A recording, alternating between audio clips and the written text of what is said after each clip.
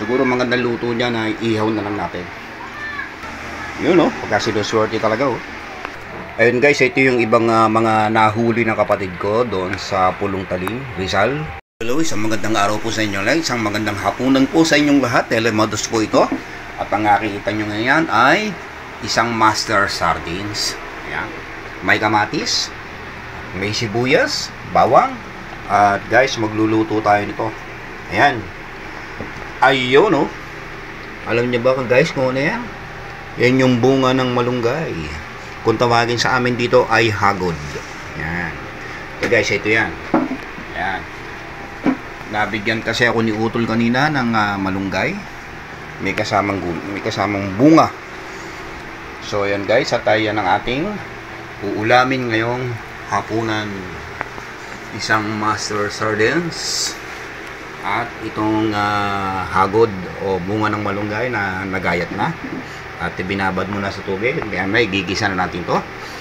Ayun, kailangan sa oras ito ay dapat magtipid ng konti at medyo malambigihin guys. So, may konti pa tayong saging yan. Hinug na. Pipirito na lang natin yung bukas ng umaga. At ayun guys. Kaya alas at ating igagayak na ito. Guys, meron akong isang papahabol sa inyo. Ako'y nabigyan ng isang tilapia ng aking kapatid at siya'y namingwit sa Pulong Talim. Yung sa Rizal, Ito, papakita ko sa inyo. Ayan guys, ang tilapia. Malaki yan, Malaki yan. Siguro magandang luto niya na ihaw na lang natin. Yun, pagka sinuswerte talaga, Ayun guys, ito yung ibang mga nahuli ng kapatid ko doon sa Pulong Talim, Rizal. Dagat. Palilawan ng Laguna. Ayan guys, tingnan nyo kung gaano kalalapad yan. Ang lalapad niyan. Ayan, so ang pain nila ay lumot. Ayan guys. Ayan medyo sinuwerte sa pamimiwas. Halos mangilo ang isa. Ayan guys, ayun, dami niyang nahuli kaya ako'y nabigyan ng pang-ihaw. So guys, bigyan nyo na kayo. Taping iahawin muna dito at mamaya igigisa na natin to. Ayun guys, simulan na natin ating pagigisa. Simulan natin ating bawang. Sunod na kaagad natin itong sibuyas.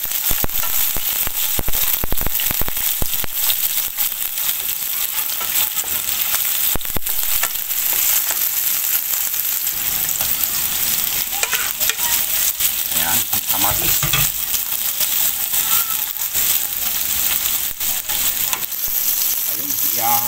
Yuhulog na natin ng sitaw. Sitaw. Yan yung hagod. Yung malunggay.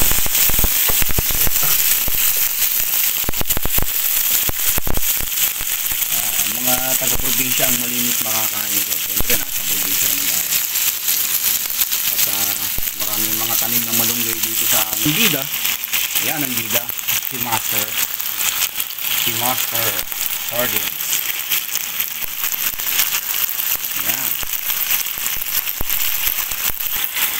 Yan si Master. Yan ang bida sa ating gulay ngayon. Okay.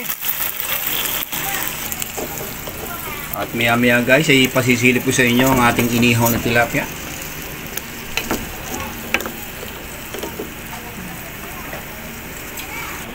Yan antay lang natin yung kumulo. Mga 2 to 3 minutes kukulo na yan.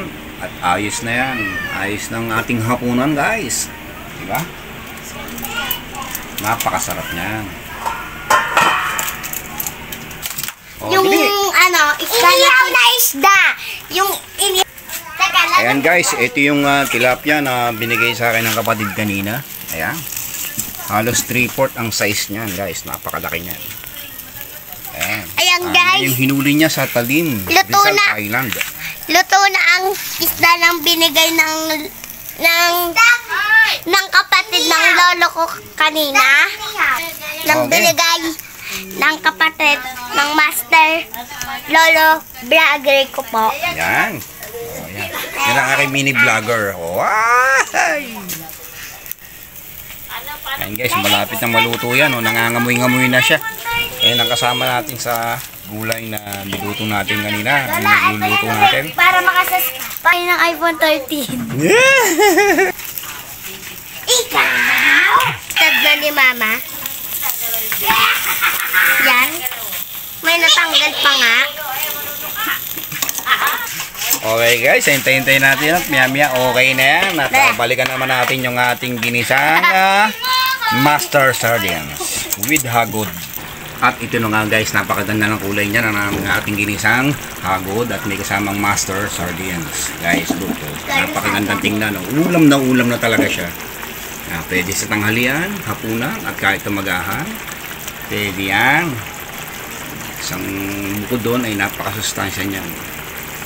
Yan ang ating bunga ng malunggay. Siyempre, samahan natin ito. Ayan. Naghihimay ang aking mini vlogger. Ito lang ang tsura ng ating gulay. Nakaka 4 minutes na siya. 5 minutes at luto na yan. Ilulog na natin itong dahon ng malunggay. Ayan. Pinasustansya para gusto. Sarap niya.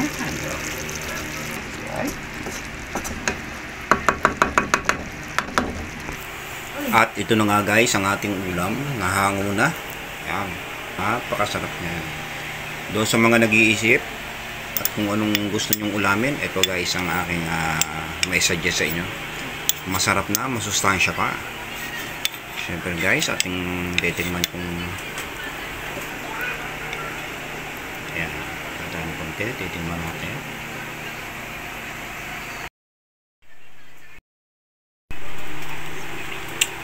Guys, sarap. Ayun, thank you for watching guys. See you on my next video. Bye bye.